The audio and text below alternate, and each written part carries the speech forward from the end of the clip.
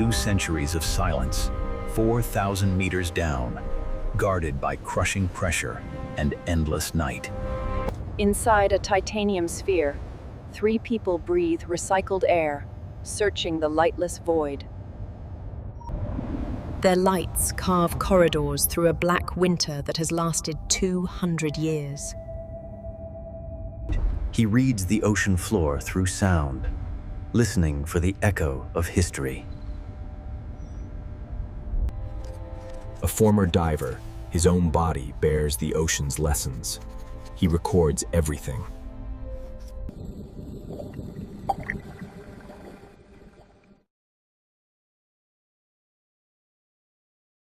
Here, metal becomes sculpture, and catastrophe becomes foundation for new life. And then, the cathedral itself. The luxury liner Imperatrice, a monument now to time and pressure. They rise above her, finding the cargo hatches drawn on ancient blueprints. The access point is a mouth frozen open, waiting to be entered. They send their eyes and hands ahead, a smaller machine tethered by light and nerve. Inside is sediment, shadow, and the architecture of violent collapse.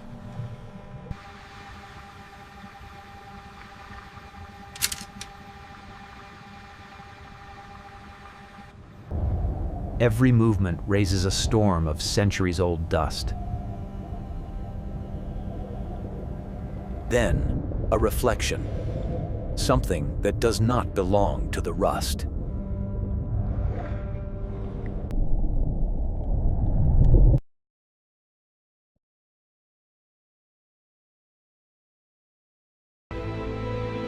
Initials in a script that would one day become a global symbol of luxury. A mechanical hand touches what human hands crafted, separated by a gulf of time and depth. Not one, but many. A treasure trove sleeping in a vault of darkness. A calculation begins.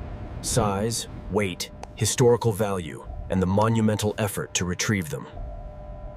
They mark the spot with a beating electronic heart, a guide for their return. They leave the wreck to its silence, beginning the long climb back to light and air. A 3-hour ascent through a changing pressure that could crush steel.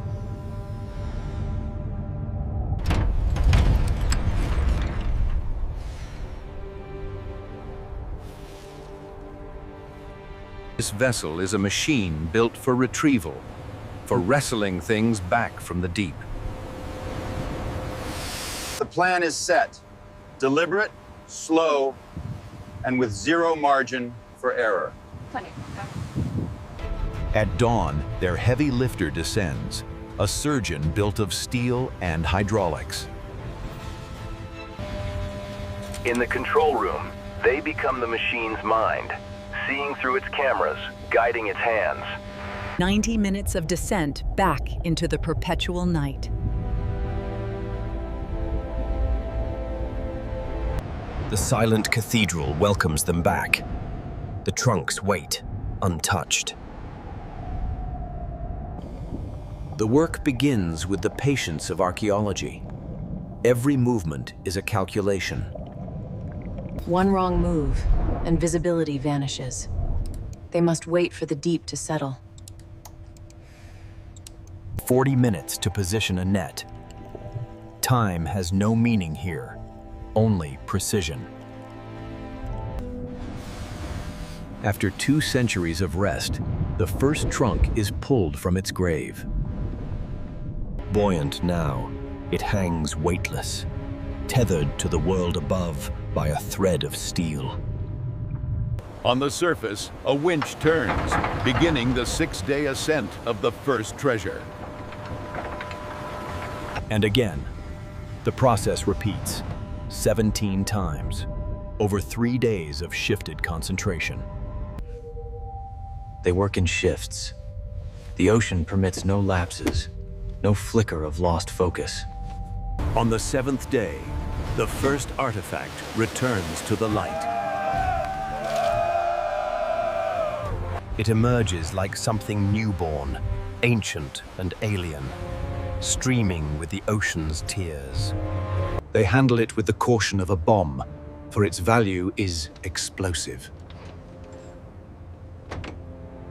The conservator documents its every detail, the first human eyes to truly see it in generations. Hardware has become part of the artifact, fused by corrosion into a new form. The washing begins. Seawater and soft brushes reveal history, grain by grain. Color emerges from the darkness. The hand of the craftsman becomes visible again.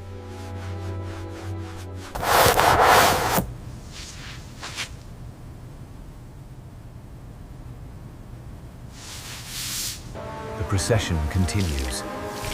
Each trunk ascends, a slow parade from the abyss. Each trunk tells a different story of impact, position, and the random chance of decay. Through the wounds, they can peek inside. The mystery begins to unravel. Shapes in the dark. Handbags, cases, personal items. Fashion frozen in time. In the ship's lab, under artificial suns, the patient work of revelation continues through the night.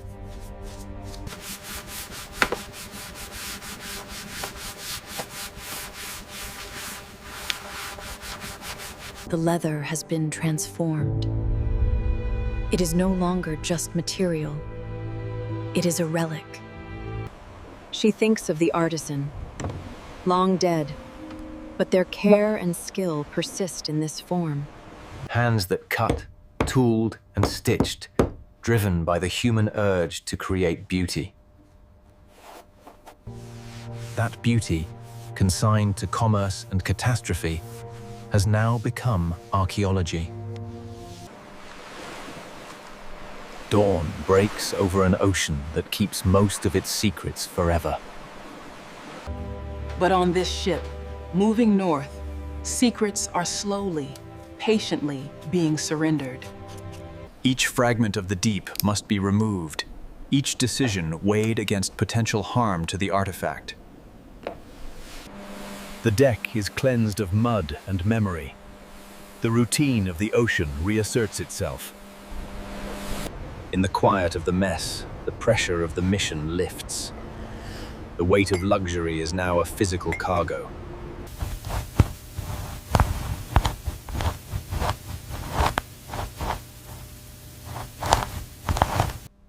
She uses puffs of air, the gentlest force, to clear the dust of decades without touch. Beyond the glass, the ocean shows another face, a tempest, reminding them of its power. The sea tests their security. Every artifact must be held fast against the world's motion. A man who navigates by sound now looks up, finding his bearings in the silent, ancient light. The work is relentless. It does not end with the recovery. That was only the beginning. His own repaired body, a testament to past risks, now ensures the safety of these fragile, priceless things. She retraces their search, the 11-month hunt that led to this single, precise point on the globe. The crew understands. Some labors are solitary, requiring a different kind of endurance. In their presence, she feels the weight of history, the silent stories of those who made and lost them. A flash of memory that is not hers, glamorous anticipation. That world is gone, extinguished in 17 minutes of terror and cold water. Science now takes over, a mist of chemicals to stabilize what time and the sea have altered. The leather drinks it in, a parched thing finally receiving a drop of mercy after 200 years. They sail toward a future where these artifacts will be marveled at, their brutal journey forgotten. They are cocooned for their next journey, to sterile labs, museum galleries, the world of appraisal. Legal documents now bind them, transforming treasure into inventory, wonder into assessed value. Her voice connects this rolling ship to hallowed halls on land, bridging the abyss with words. The green patina.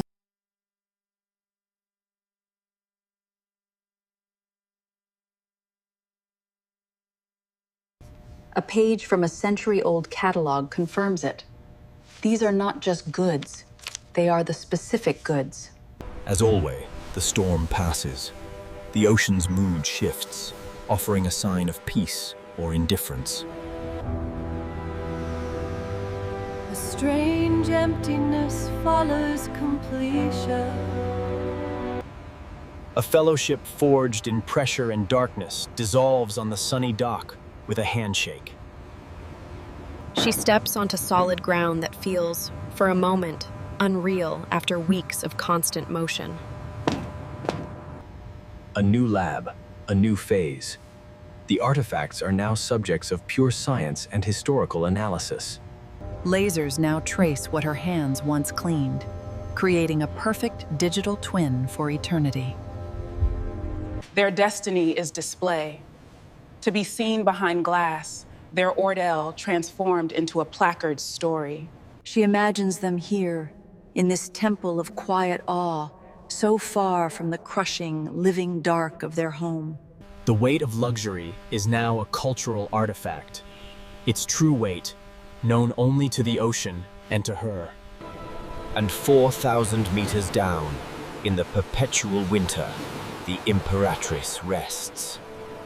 In a temperature-controlled vault, the past is prepared for its new future, under the gaze of commerce.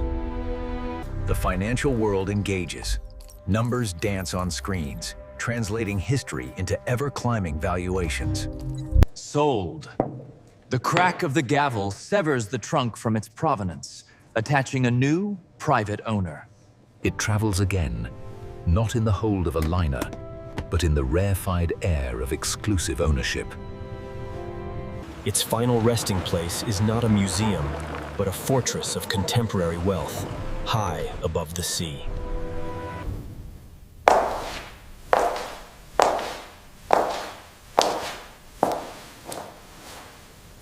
Far away, another keeper of treasures values objects not for their price, but for their quiet stories. For some, the hunt continues. The deep still calls, offering different puzzles, different silences. Knowledge is passed on. Lessons forged in the North Sea and the abyss become a curriculum for the next generation.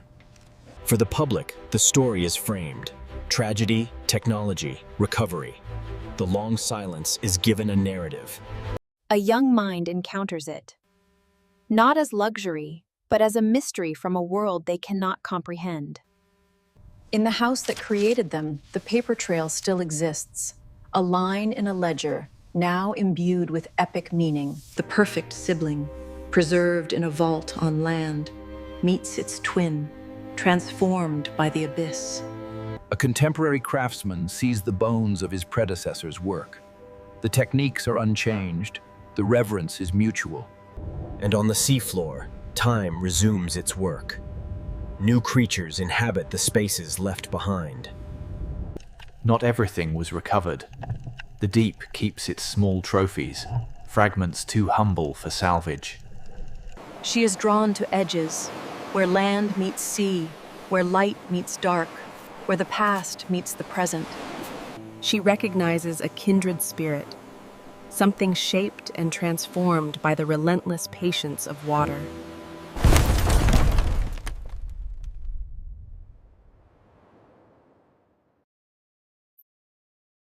The moonlight finds it, just as it did on the ship. This is its oldest companion, the only constant. The wreck feeds other sciences. Its metal tells stories of corrosion rates, deep-sea chemistry, eternal processes.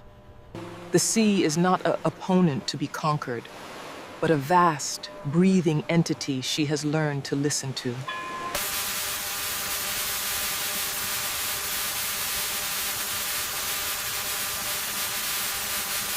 Even in its fortress, it changes.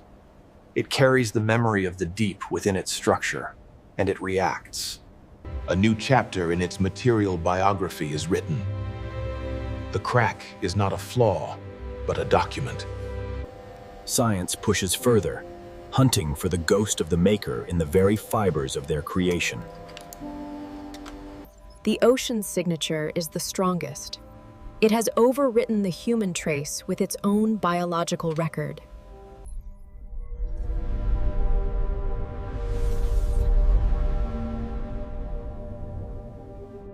For him, it is a haunting, a perfect digital replica that lacks the essential truth of weight and cold and smell. The memory is in her hands, in her muscles. That is the record no scanner can ever capture. And in the true dark, the hold is empty. The treasure is gone.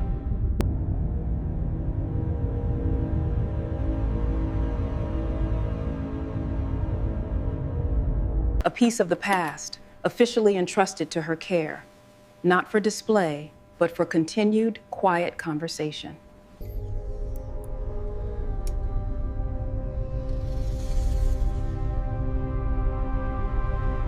She extracts the deep itself, grain by precious grain, mud that knew only pressure and cold for 2 centuries.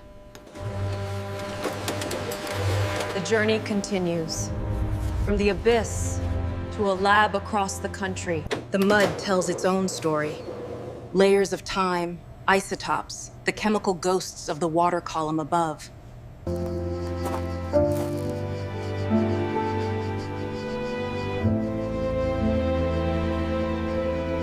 She connects the modern spectacle to the family story, a footnote of history made personal again.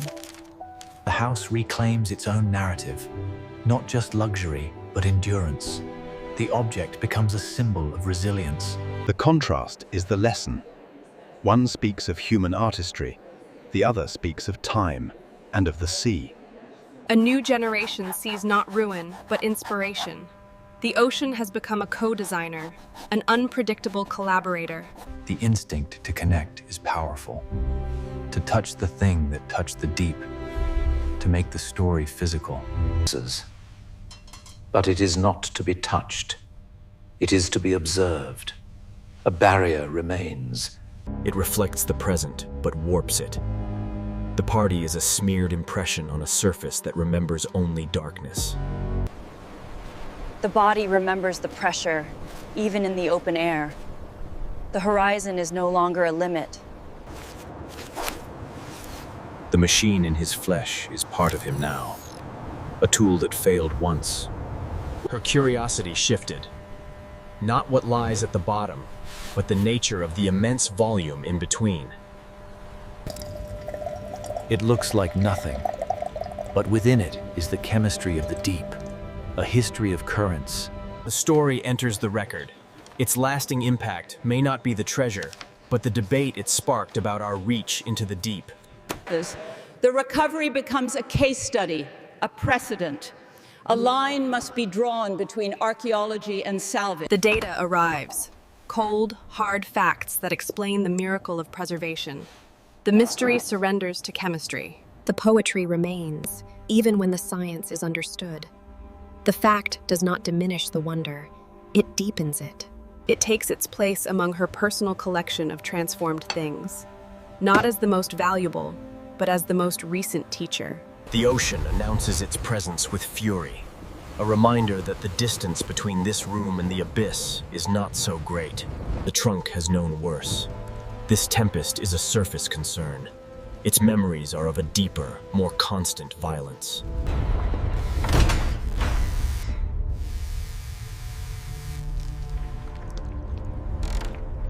A tiny piece of the cycle completes. Water, from the deep to the air, back to the universal reservoir. She seeks other silences, other depths. The human experience of loss and survival connects across the decades.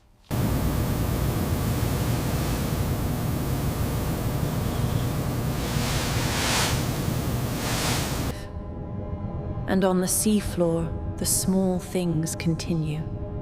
The porthole gathers new sediment. The wreck becomes a fixed point in ongoing science, a landmark in the study of deep-sea ecology and geological change. Life, endlessly adaptable, incorporates the wreck into its life cycle. Catastrophe becomes habitat, then home. The work of preservation is also an act of translation, finding a modern material to dialogue with the ancient one. She intervenes not to restore, but to pause, to give this particular state of decay a longer voice in the conversation of time. The intervention is invisible. The integrity of the story is maintained, with a hidden hand offering support. The tool of recovery is repurposed. The hunt for singular treasure gives way to the weaving of global connection. The ship's memory of its own epic moment is fading, overwritten by the practical needs of the next job. Just watching the sonar paint the wreck's form over and over. For some, the experience etched itself into the subconscious. His body remembers the gesture, the focused stillness of reading a world through sound. She finds a quiet that is not empty, but full. A deep peace. A simple action, a stone seeking the bottom. A gesture that connects her to all descents, all explorations. Ownership is always temporary. The object outlives its owners, its story lengthening with each transaction.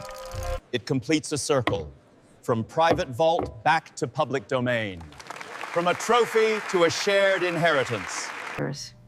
Her expertise, born in a rolling ship's lab, now guides its final static display.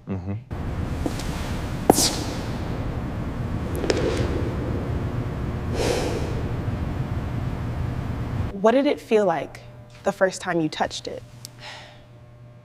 The question bridges the years. How to describe a feeling? It felt present, as if it had been waiting, not lost. Not lost, but waiting. A shift in... Millennia pass. The ship dissolves, its iron feeding microbes, its shape returns. The ocean is the ultimate curator. It collects, displays, and eventually, on land, time is arrested. The trunk exists in a perpetual now, a slice of deep time frozen under glass. It becomes a lesson, then background noise, then a curious oddity. Its monumental journey reduced to a minute in a school day. But sometimes, a connection sparks. A young mind senses the weight of the object, even if it cannot name it. Two silences now exist. One curated, lit, and explained. We enter its curated silence. The world outside the glass blurs and vanishes.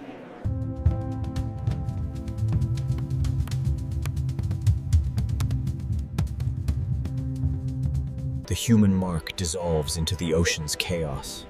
The beginning meets the middle. The artifact remembers its long sleep. And in that memory, the wonder is fresh. The moment of intimate discovery, before the world laid its claims.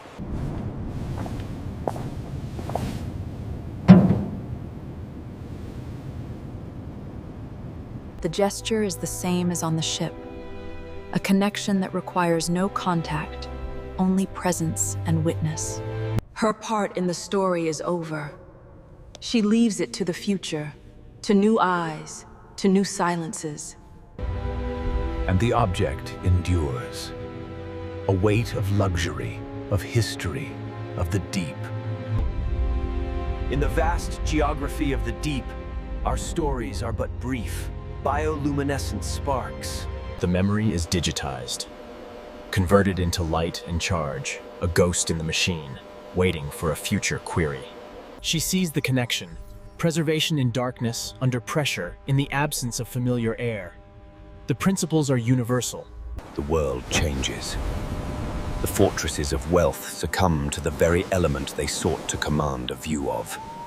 Life, indifferent to history, reclaims the space. The mark of possession is erased by root and tide. Humanity's backup drive, not the object, but its perfect essence, saved against a planetary catastrophe. It is archived alongside life itself, considered equally vital, a seed of culture next to a seed of biology. The human gesture repeats endlessly. The reach, the curiosity, the desire to understand. The imagination of the explorer is the same.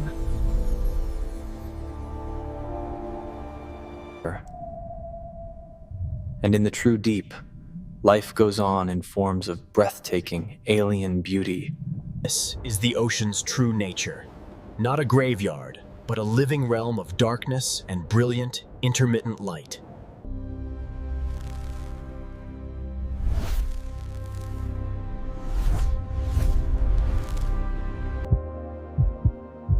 And even as the mind ages, If it could remember, its life would be a journey through different kinds of darkness and different kinds of light. And now, only one light, unchanging. Two oceans exist. The one we know and the one we visit. And perhaps they are not separate. The deep is the shallow's dark dream,